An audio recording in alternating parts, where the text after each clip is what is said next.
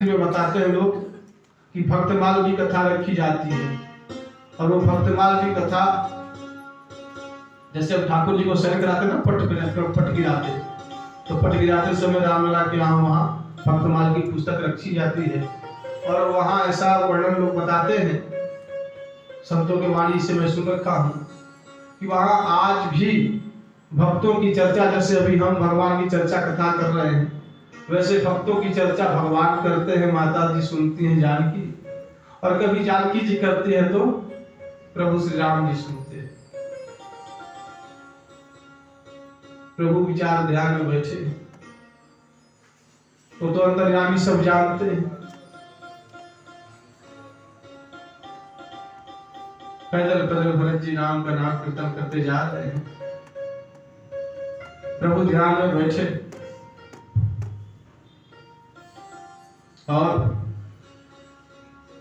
ध्यान में बैठे तो आंख बंद करके स्मरण कर रहे हैं किसका? भरत जी का। बड़ा विचित्र स्थिति है। भक्त भगवान को जपता है और भगवान भक्त को जपते हैं। आप जितना समय याद करोगे भगवान को,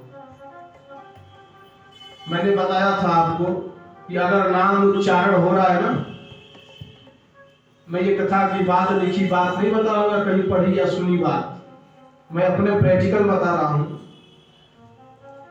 कि अगर नाम उच्चारण चल रहा है तो काल भी आपको स्पर्श नहीं कर सकता। ये मेरी गारंटी है, मेरी प्रैक्टिकल है, मेरे जीवन का उदाहरण, मैं जीवन का अपने अनुभव बता रहा हूं। अगर नाम उच्चारण चल रहा है तो आपके सामने काल भी है तो वो आपको स्पर्श नहीं कर सकता। नाम में, काल में इतनी ताकत नहीं है देवराज के दूत में तो वो आपको स्पर्श कर सके। प्रभु बैठे, देखिए ये कब स्थिति होती है कि हमें भगवान जब भजे, हम तो दिन रात भगवान को भजते हैं, लेकिन भगवान हमें भजे, ये कब स्थिति होती है? एक संत थे तो वो कुछ करते नहीं थे, झोपड़ी थी कुटिया में, अकेले ऐसे बैठते थे, कुछ नहीं, राम राम भी मुंह से नहीं बोलते थे। तो एक सेवक जाता था डेली सेवा पानी करने के लिए,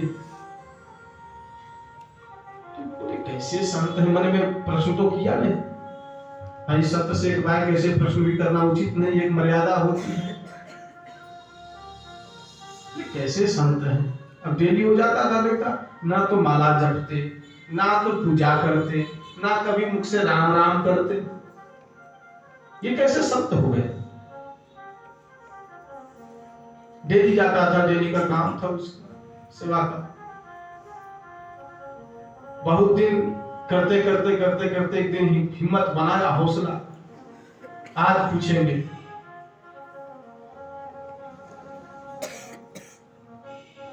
गया, पहले साष्टांग दंडवत प्रणाम किया, महाराज जी के चरणों में बोला महाराज साष्टांग प्रणाम, मेरी एक मन में इच्छा थी, कहिए तो आपसे प्रश्न करें। बाबा ने कहा, महात्मा जी ने कि बोलो। बोला मैं महाराज कभी नहीं देखता हूं, क्षमा करिएगा, मैं कभी नहीं देखता आप हाथ में ना माला लेते हैं, न मुख से राम राम करते हो, ना कभी पूजा पाठ करते हो, कैसे संत बन गए? तो बाबा ने एक ही वाणी बोली, बोले माला जपही न कर जपही।